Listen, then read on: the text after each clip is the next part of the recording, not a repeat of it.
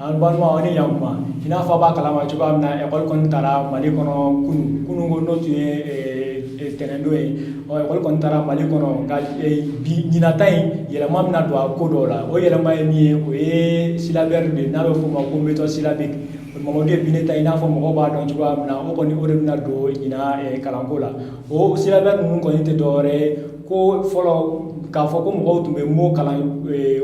daminɛ na ko o kɔni o bɛna falen sisan k'u bɛna daminɛ syllabe de la k'a dɔn syllabe ye min ye n'o ye kumakolo ye k'o dɔn fɔlɔ ka sɔrɔ ka kumamuguw dɔn o kɔni ko o de bɛna jɛnsɛn Mali école bɛɛ la wa maîtres bɛɛ bɛna o de kɔni kɛ écoledenw kunna aw kɔni maîtres yɛrɛ kɔni n'o ye karamɔgɔw ye olu kɔni y'a jira k'a fɔ ko o kɔni nalen Mali école la k'o ye ko ɲuman ye ko k'a d'a kan ko fɔlɔ Mali écoledenw tun mana bɔ Mali la ka taa yɔrɔ yɔrɔ ko n'u tun taara ɲɔgɔn dan na k'olu kɔni tun bɛ mɔgɔ tɔw dan ka tɛmɛ sisan mɔgɔw kan minnu kɔni ko mana taa yɔrɔ yɔrɔ ko kɔni o bɛ kɛ maloya de maliyɛnw ma olu kɔni y'o fɔ cogoya min na parents d'élèves n'o ye écoleden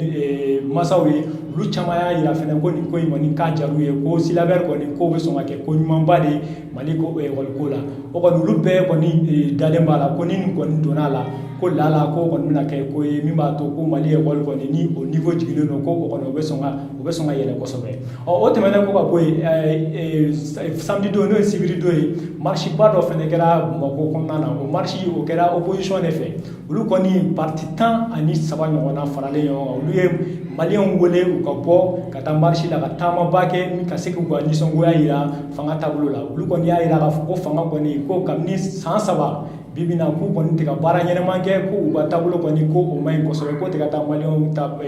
jimi sira fɛ cogo si la ko nord kɔni ko minɛnen don hali bi ko o ko ma dɔn fɔlɔ n'o y'an ka kɔnɔfɛla ko o ko ma ban fɔlɔ ko wa fɛnɛ ko corruption n'o ye surafɛn minɛ k'o bɛ Mali fan bɛɛ o kɔni na olu y'a jira k'a fɔ k'olu kɔni ma sɔn o ma wa fɛnɛ ko nouvelle loi dɔ bɛ yen n'o ye sariya taabolo ye n'o bɛ élection kumaw fɔ k'olu ma sɔn o nouvelle loi fɛnɛ ma ko wa fɛnɛ ko hors terme kan k'olu ka kuma caman bɛ yen ko o kɔni o tɛ tɛmɛ ko o fɛn ninnu kɔni k'olu ma sɔn olu si ma wa k'olu kɔni bɛ gouvernement n'o ye fanga ɲɛmaaw ye k'olu b'a f'u ye k'u ka se ka sira falen hali bi walasa ko Mali kɔni a taabolo ka ɲɛ cogoya min na an balimaw kibaruya fila min b'an bolo bi o de ye nin ye ka sɔrɔ